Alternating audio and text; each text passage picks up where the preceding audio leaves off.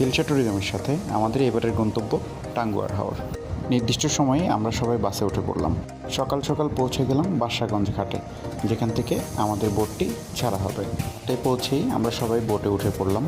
মাঝি ভাই বোট ছেড়ে দিল হাওরের উদ্দেশ্যে। কিছুক্ষণের মধ্যেই আমরা টাঙ্গুয়ার হাওরে পৌঁছে গেলাম আর চারপাশে সুন্দর সুন্দর দৃশ্য উপভোগ করতে লাগলাম। হাওরের এত সুন্দর মুহূর্ত দেখে আমার খুব নামতে ইচ্ছা করলো, তাই আর দেরি করলাম না, হুট করে নেমে পড়লাম মাঝি ভাই যেখানে আমাদের নৌকাটি দাঁড় করালো সেখানে। আর এইদিকে শুরু হয়ে গেল ওয়াচ টাওয়ারে গোসল করার আনন্দ।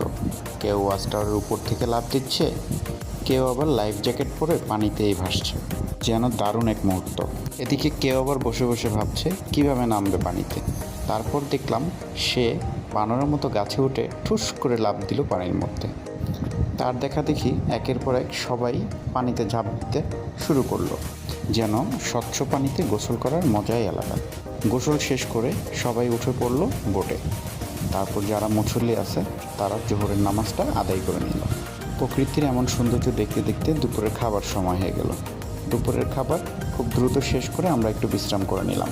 বোট থেকে নেমে চলে গেলাম লাকমাছড়া। স্বচ্ছ পানি দেখে আমার ছোট ভাই একটু মুখ ধুয়ে নিল। ঝিরির পানি সত্যি খুব ঠান্ডা ছিল। এত শীতল পানিতে মুখ ধুয়ে খুব আরাম লাগলো ছোটো ভাইয়ের। তারপর আমরা চলে গেলাম নীলাদ্রি লেক। নীলাদ্রি লেকের উপরে আস্তে আস্তে উঠতে লাগলাম। নীলাদ্রি লেকের উপরে উঠতেই আমরা দেখতে পেলাম ভারতের সীমানা পাহাড়। তারপরেই এই পাশ দিয়ে দেখা যাচ্ছে টাঙ্গুয়ার হাওরের একাংশ নীলাদ্রি লেক।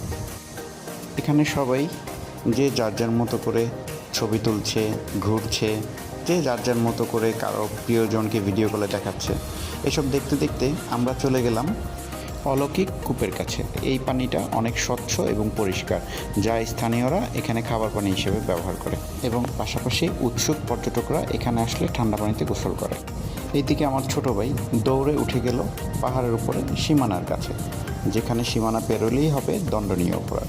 বেচারা সেই দুঃখে একেবারে সীমানার কাছেই শুয়ে পড়ল। সত্যি বলতে এখানকার সবুজ প্রকৃতি আর পাহাড়ের সৌন্দর্য আমাকে আসলেই অনেক মুগ্ধ করছে। যে আসবেন সেই মুগ্ধ হবেন এই প্রকৃতির সৌন্দর্য দেখলে। তারপর আমরা একটা বাইক নিয়ে চলে গেলাম শিমুল বাগান। শিমুল বাগান এসে শিমুল ফুল দেখতে না পেরে মন খারাপ হয়ে গেল। তাই আর এখানে না থেকে আবারও বাইক নিয়ে আমরা চলে গেলাম বারেক্কা টিলার কাছে জাদুকাটা নদী দেখতে। এখানে এসে দেখা মিলল লোকাল শাহরুখ খানের।